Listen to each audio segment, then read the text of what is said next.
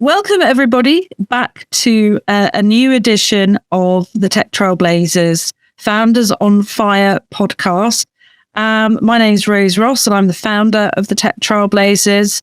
And I'm delighted to be joined today by Arti Raman, who is a CEO and founder of Titaniam. Is that the correct way to pronounce it, Arti? Yes, Titaniam. Very much like the metal. Yes. Great. I just wanted to check. Because I think in the UK, we have a UM rather than an AM. So I was going, this might be like an I am thing, or, the center of the cybersecurity world. So I was just checking. It was not. Well, it is traditionally a U. We did change it to an A. We wanted to have the name and have the strength around the name, but not be bound by other folks that add, the U. So it was a play on the same word, but definitely, intended to convey everything that Titanium conveys. So, yes. Fantastic. So it'd be great to find out a little bit more about Titanium. You're in the cybersecurity space, but obviously you are a winner as a female CxO Trailblazer. So very much looking forward to hearing a bit more about Titanium and obviously about you. Absolutely. Thank you for asking. So Arti Raman, CEO of Titanium. Titanium is a data security company, and it's unique in that we were founded to close the biggest gap in data security today. And that is that our security systems can't tell the good guys from the bad guys when the bad guys steal good guys' identities. So when an identity is stolen, when a credential is stolen, our systems can't tell them apart. And this happens over 85% of the time. And so regardless of all the other protection we put in place, our data gets walked out the front door. So Titanium was started to prevent that. Like, what can we do so that our data can be stored and processed and analyzed in these large systems while still being secure? So even if a bad guy that looks like a good guy or a good guy gone bad or an administrator or some insider gets in, we don't lose that much data that forces us to pay ransoms and, get in trouble with regulators and actually just violate a whole lot of people's data privacy. So that's where we were started. So the core of what we do is called encryption in use. So we're able to keep data encrypted while significant large platforms and applications process it and use it. So this is like the heart of what we do. We do a number of other things as well. And it sort of is a nice segue to introduce myself. So I have a background in mathematics. Before here, I was at Symantec. So I have a hardcore security background as well. And so the core intellectual property that I created in 2019 was all about searchable encryption in use. And with that, we started Titanium to basically avoid these massive data breaches and privacy breaches that have been going on even a year before we started. Of course, it's only gotten worse since then. That's sort of the crux of our company. Now, since then, we've added a number of other ways to protect data as well into the same platform so that you don't have to get us for searchable encryption use, and other people for other stuff. The whole point is that bad guys are stealing data out the front door and we must stop that. So. Right. Okay. So, a very interesting area. I mean, obviously, ransomware attacks are on the up for lots of different reasons. Bad guys like to have money, and if they can get some of yours, pop that in a Bitcoin account, and off we go. So, are you starting to see? A step change? Obviously, this weekend, as we were just chatting about prior to the, starting the podcast, is obviously been quite a destructive. Well, yeah, I meant to say more disruptive, but actually probably quite destructive as well. A period, as we've seen Silicon Valley Bank collapse over the weekend, much to everybody's shock. Obviously, that's been felt over here in the UK. Something like 1,500 startup customers were banking with SVB. That's been the assets have been acquired, so they're rolling forward. But the news is at the moment that people will be able to access their money from Monday, which is quite a long time, isn't it? To wait to be able to Monday today. they're able to access their funds today. So, Oh, I see. So it was news from yesterday. I kind of got it. It was news from yesterday. Oh, okay, right. No problem. Yeah, that's not quite so shocking then in that case. No. In fact, there was so much stress piling on over the weekend and, starting Thursday actually, and a lot of interbank transfers, a lot of secondary impacts on 4 or 5 other banks as people rush to get their money out of smaller banks into bigger banks. So we're not done seeing the impact of SVB by a long shot. Yeah, so that's, still playing out. And I think the biggest challenge outside of the stress has been now a lot of companies have money in between in transit, and people are waiting for funds to clear, and people are waiting to figure out, where they land. Can they do payroll this week? Most companies run payroll a couple of times a month, and, the 15th of March. So we're very close to payroll runs for a lot of companies.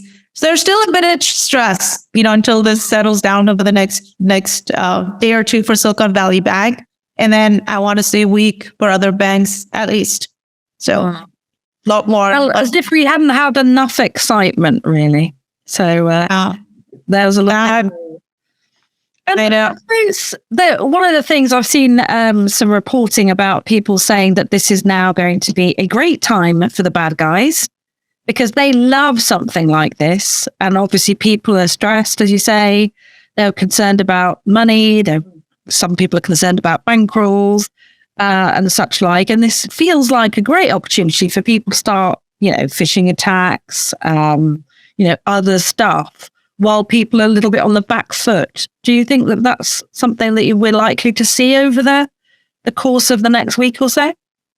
I do. I most certainly do. What happens in scenarios like this is that your usual checks and balances, they break down, and you have to short circuit certain processes in order to meet your emergency deadlines, right? So even over the weekend, we had to do some movement of money. And a lot of it was done in person, which is fine because you can still, verify.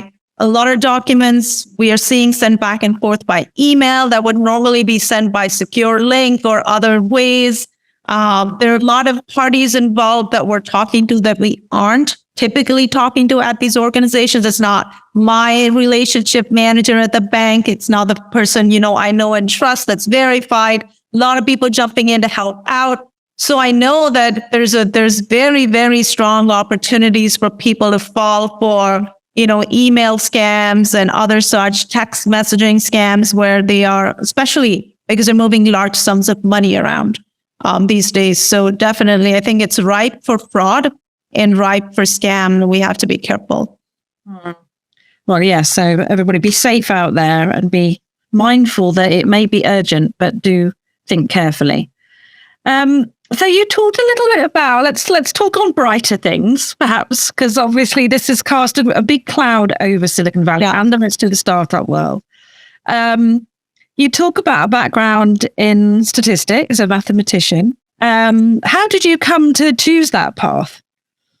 Oh, wow. So the love for math has been since I was a little kid. So that's something that was consistent. What I did learn as I grew up, I developed a love for applying that to the hardest but most practical problems I could find. In other words, I wasn't happy with just, working with numbers in the back room. I also have a degree in economics, which is more of an application. But I find algorithms, like real world practical problem solving via algorithms, to be really, really cool. That's what I do. I did a startup before this one, and that was very, very similar. We basically had some math that solved some hard enterprise resource allocation problems. And this one is basically applying math to solve searchable encryption problems. So I find that to be really fascinating and rewarding. And you guys, even in a short time, have got rather a lot of accolades, aside obviously the much treasured Tech Trailblazers one. You've had Gartner has been giving you lots of love, IDC, and the SIA, you were in the top Power 100 of women in security. So I'm very glad we could get some time with you, because I can imagine that your team are keeping you very busy with other things. So what do you see the future will hold? As you said, it's been a bit of a disruptive time. The markets have taken a bit of a, punch on the nose. So we've got a bit of a bloody nose at the moment. We've just seen the National Cybersecurity Strategy come out from the Biden administration. What did you see? Any thoughts around that? Have you seen anything that it piques your interest, either as a potential issue or as something that you think is really, really exciting for people? Yes, absolutely. So one of the it's got the usual, make sure you apply proper security to all these different domains, but it's got a new angle that I really like and respect, which is that the providers of technology are going to be held to, or are strongly encouraged to, make sure that what they sell has inherent security controls built in. And these controls are cognizant of human error and human failures. In other words, you can't just make software and say, hey, you need to make sure you use this properly so that, it protects you the way you're expecting to be protected. Because that's basically what it's been up until this point, right? The security vendors will ship the software. They'll be like, hey, you need to make sure you turn it on, right? And, there's humans on the other side that aren't as savvy and that, may or may not do it right, in which case it becomes on the responsibility of the company that's purchasing the software. Now, we're moving in a direction where we're saying, hey, the default needs to be secure. You need to make sure that this is, human error proof to some extent. Like, people need to go out of their way to set this up wrong. And I think that's really important. And from a data security standpoint, I think even more so, right? Because at the end of the day, it's all about the data. So if you can put something into the data, into the way that you build your product, that you run your databases, that means that it's going to make sure it's secure unless you tell it that, hey, send this out in clear text, otherwise always keep it encrypted. That's basically, I think, the only way we get past. Otherwise, this cat and mouse game, we're like 2 steps behind. We're 2 steps behind the bad guys, and we need to get in front of it and basically make sure things are secure by default. And I think that the strategy that came out last week is a huge step in that direction. Now, just having seen all of the plans that come out and the guidance that comes out, it remains to be seen how this is followed and how it's implemented and enforced. But I think it's definitely something that's exciting, and it creates opportunities for companies like us. So definitely, good for us from a business standpoint. But overall, as fighting the good fight, I think this is really a step in the right direction. So security first rather than, and security by default, because security by default. Exactly. You have to secure the default, right? Yeah. Which I think we've all heard the horror stories, vulnerabilities, which, because somebody hasn't tweaked settings to lock something down. And as you rightly say, things get overlooked.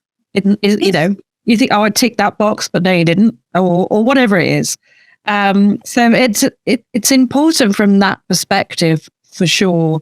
But I just catching hold of something that you said that it's an opportunity for companies like us. So how is that an opportunity? Because you already do that, right? Yeah. So, well, it's a really, I think it could represent the largest opportunity for us.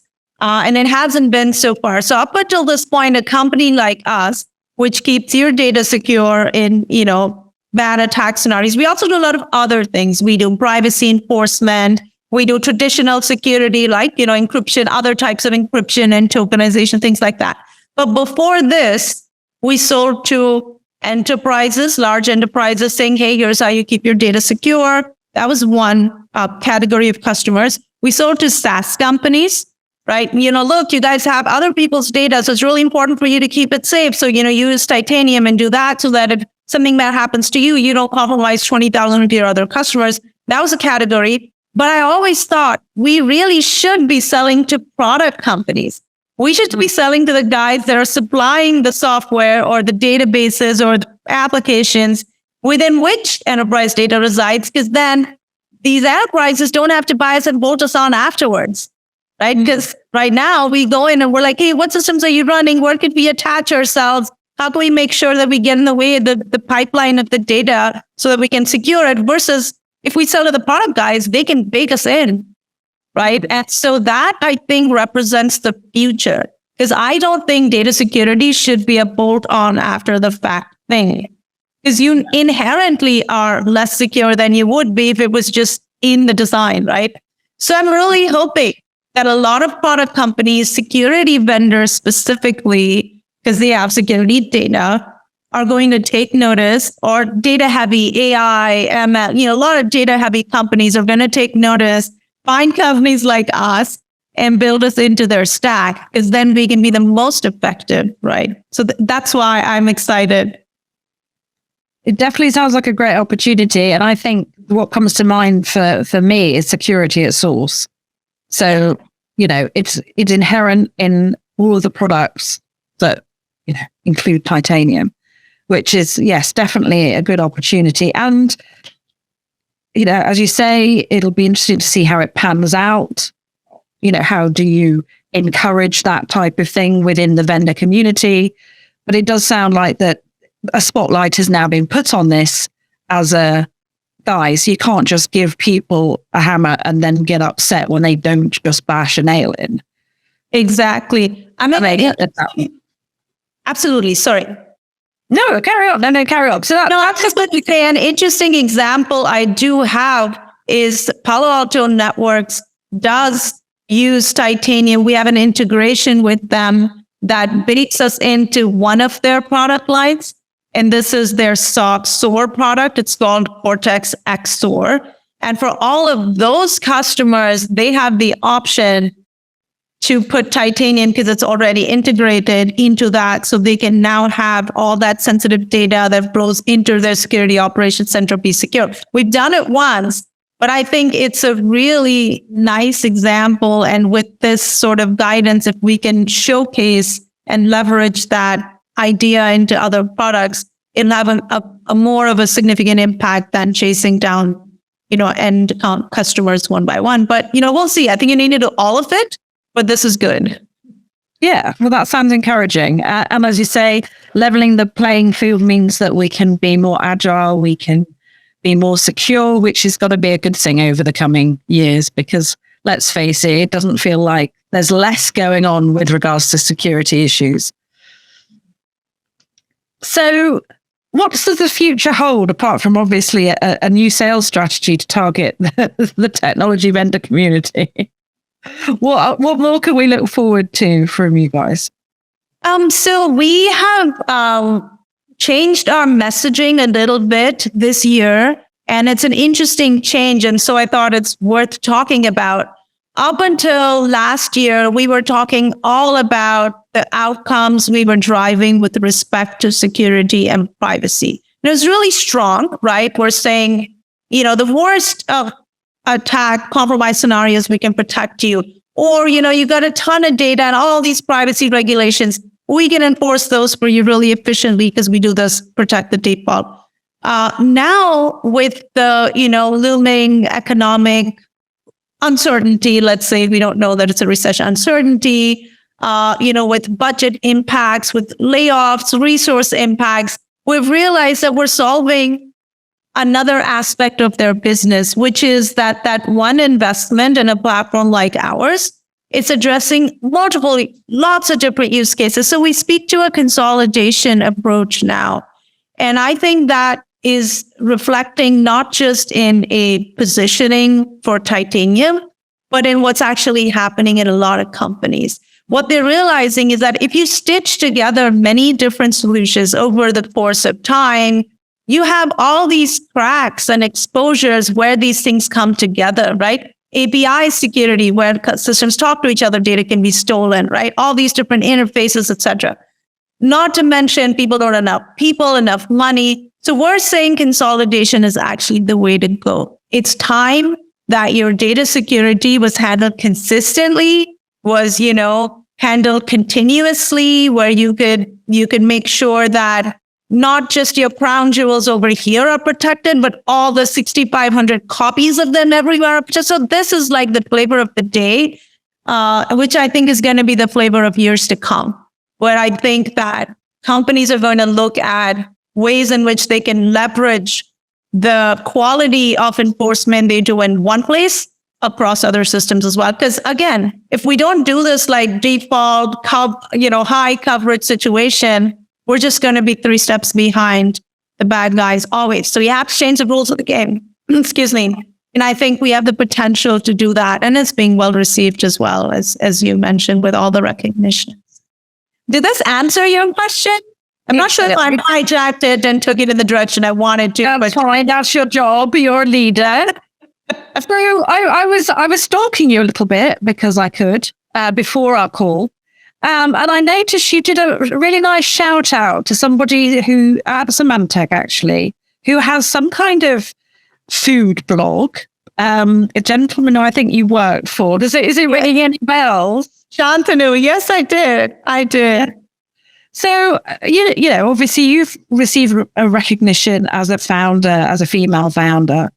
And, you know, people like that obviously have helped shape you and the journey that you're on. So is he one of the ones responsible for you now being CEO, that he encouraged you to be so reckless as to become an entrepreneur? So Symantec was an amazing part of my journey. It was my foot into hardcore security. Before that, I did GRC. And there aren't so many companies. It's a little bit of a digression. There aren't enough companies that take the time and invest in their people in significant ways anymore, in my opinion. Like, companies expect to hire people that already know what to do, and they kind of, hand it off. You while you stay, you don't do well, you're out, the next guy's in. But companies like Symantec actually build and grow people. So I got incredible training. I came from GRC, which is all about compliance and meeting compliance, into data center security, hardcore, right?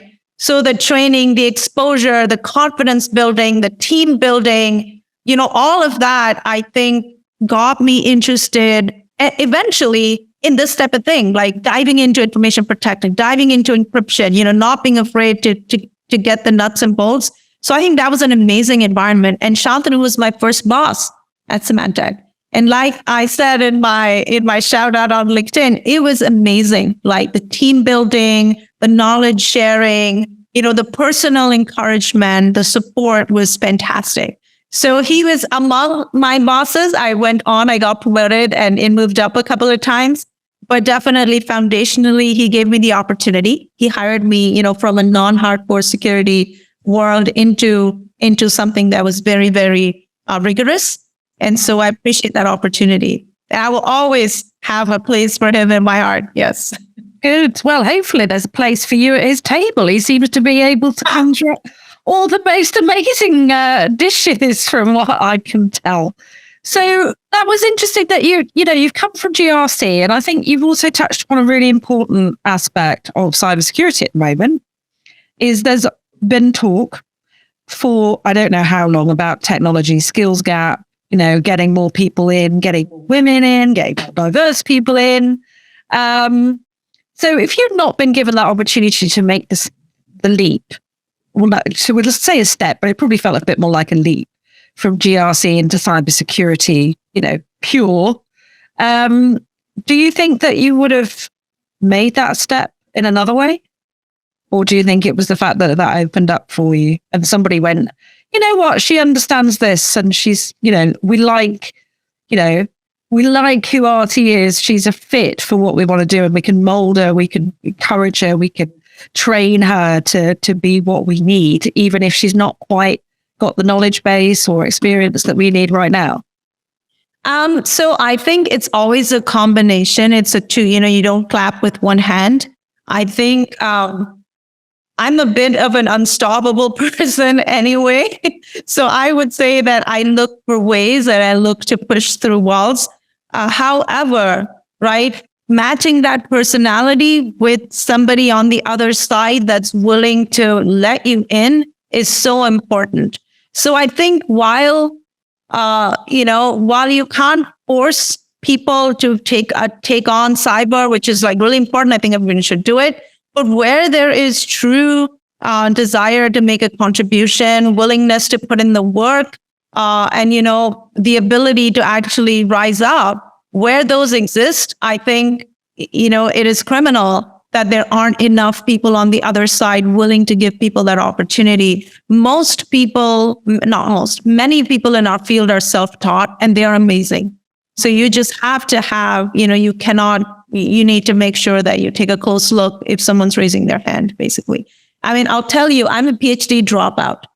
I did half of the PhD, realized I didn't want to be a teacher. And so I took what I learned and left. The first part of Titanium, I got asked a lot, like, who has the PhD? And for a whole year, I was like, gosh, I should have finished that PhD because I took on something that was really rigorous, in the realm of academia, and not having the PhD was hurting. Again, right, I was like, okay, what am I going to do? I know I have the caliber because, I left because I wanted to leave. So I took an alternate approach. I decided to take our algorithms and go through a NIST validation program, which kind of levels the playing field, right? So we took our algorithms, we overlaid them with NIST algorithms, went through the process, got the approval, and then we were welcomed by the market, right? So there's always a way. And again, I might have hijacked the answer to something, a personal story, but getting back to your question, absolutely. I mean, you need people on the other side to open those doors and to basically make those opportunities available. And there are so many people that rise up. Another story, I'll give you back the forum in a second. But you keep going. We can get. Did I say that we were going to get this transcribed? We'll get a transcript of this end. But if you're Otter AIing it, we'll probably pinch your copy because I'm sure that's what we're going to do with it anyway. But anyway, carry on, please. Yeah, I was going to say, so in a startup prior, I hired a product manager out of architecture. Like he was doing city planning for somewhere in Southern California. And he was just so smart. He was so bright. He was so smart, so much promise. And I said, you know what, you can do anything. And he jumped over and he became a product manager for that company. And he grew and he grew. And today we have a little reunion at Titanium. He's our head of products. And this is somebody that, it has the exact same story. A lot of stories like this in that company as well. But I definitely believe, people did it for me. I do it for others. I do it all the time. And it has always paid off, not just in skills and outcome, in loyalty, in culture, just in not giving up. It's just amazing to surround yourself with people that believe because they believe.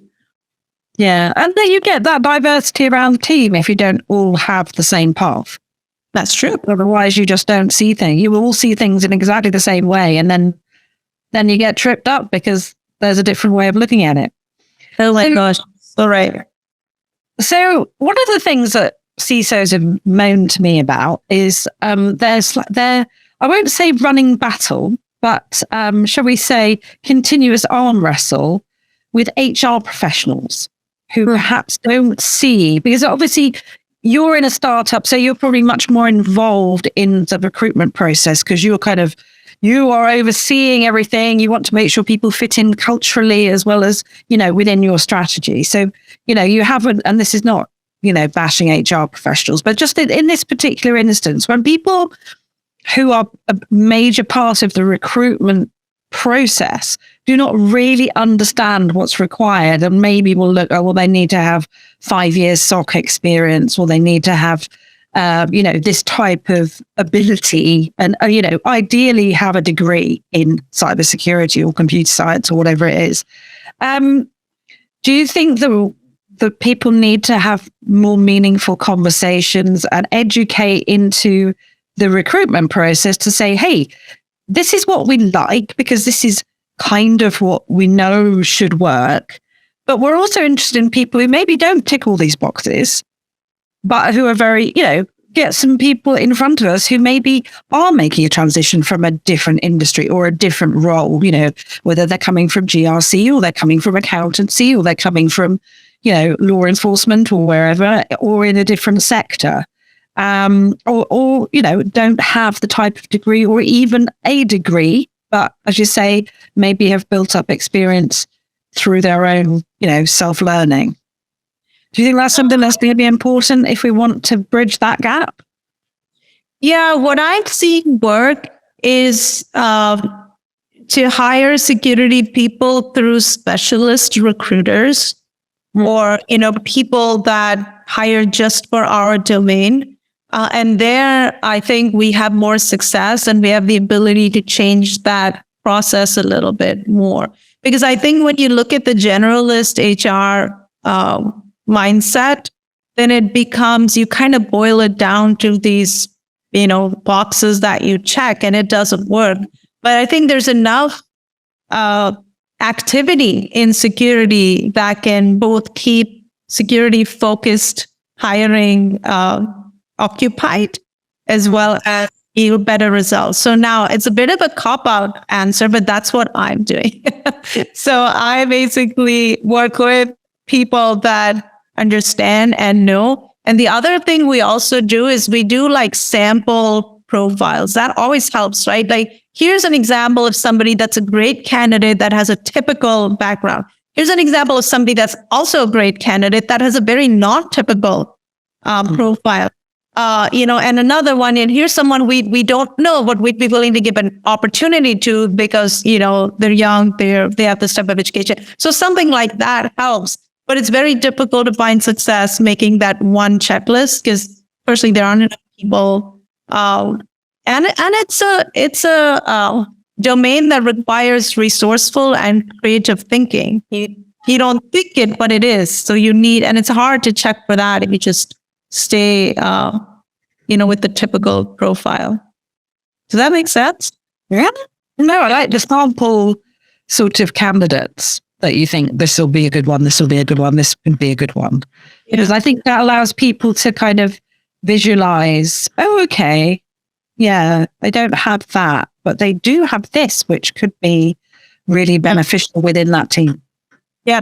I mean, the other thing that is working is referral networks, and they are coming up, obviously not enough, but they are coming up. So even for myself, I have a set of people I trust a lot, and they have a set of people they trust a lot. And if someone comes through the pipe, right, through this network, spidering across this network, where, somebody at the other end who we trust is saying this person has a skill, then we give them a chance. Now, obviously, it sounds like, oh, wait, I need to know someone to get an opportunity. That's not the point. The point is that there's a lot of these out there. They're focused even on underrepresented groups, and focused on non-traditional backgrounds. So I think we're all trying. But those are the strategies that have worked for me so far. Fantastic. So there is another little question for you, because I noticed your co-founder has the same surname as you, Nikita. How are you connected to Nikita? So Nikita is my teenage kid, and they are on our patents. They're in high school. They're a senior in high school at the moment. So their best role, I would say, is intern at the moment, post actually writing part of the mathematics, which we did together before we even set up Titanium. So that's them. Now I have other amazing partners in my company. So our VP of products, our VP of engineering, as well as our CTO have been with me since super early days. But Nikita and I did it before we even had a company. So, well, that is very, very nice. That is a nice story. That's just it, right? I try to balance it. But Nikita has an amazing ability to, now we're digressing, to think beyond 3 dimensions. And some of our mathematics goes beyond 3 dimensions. And when we were writing the equations and we were doing that, they were like, hey, Mom, let me just do it for you. Here, give it to me. Let me do it. And I was like, okay, you do it. And so I think it's a real testament to the fact that young people can be trusted with important things. And when you do, they can produce outcomes that are amazing. And I think my child is really proud that this is being used by companies, and so many large organizations are benefiting and saving and doing something meaningful. So definitely a big confidence boost as well. Yeah, no, that's very awesome. That's very awesome. So is there anything else you'd like us to cover today? Because I think we've covered an awful lot of ground and it's been fascinating. So thank you very much for being so, involved in all of the conversation and taking us off on little adventures down, into your world. Is there anything else you'd like to cover? Well, a little bit of a shout out to my team, because, I am a spokesperson and I represent what we do. But we have actually there are many firsts that we have done at Titanium. I'll list them, not just this encryption and use searchable encryption thing. And my partners who all come from big data and other domains have just done amazing work. So I wanted to give them a shout out. So my VP of products is Pakshi Rajan. He comes from Data Robot. So a lot of he can build massive scale products for massive scale companies, which lets a little company like ours solve very big problems. Our VP of engineering is Karthik. He came to us from Yahoo, from Verizon Media. Again, he ran the ad platform there. So just tons of data and the ability to, build systems at scale. Our CTO came from Abbott Labs. So these folks, I wanted to give them a shout out. The other thing that I think is important that I want to say is to enterprise CISOs that there actually is technology today brought by Titanium, but there is technology that gives you that final level of protection even after you get breached. And I think we are limited by the number of people that know about us. Because up until now, it's like, you do all the security, you do identity. If your identity is breached, you're gone. So I just sort of want to say that we exist. We solve, we address the hardest situations. If you get breached and you have Titanium, we can give you evidence that you can take to your regulators that your data is still encrypted. So lots of benefit. Please do reach out. I hope a lot of you listen to Rose's podcast and we can get some attention via this as well. And that would be amazing for business and amazing for the world. Fantastic. Well, Arti, it's been a pleasure. Thank you so much for joining me today and kicking off our 2023 series. I think we can rightly say we have smashed it out of the park today. So you've been a fantastic guest. So thank you so much. Yes, thank you everybody for joining us. I'm here with Arti Raman, who's the CEO and the founder of Titanium, who is an emerging and exciting solution in the cybersecurity space. And Arti is our Female Trailblazer of the Year. And yes, hopefully you guys will join us for future experiences with amazing founders.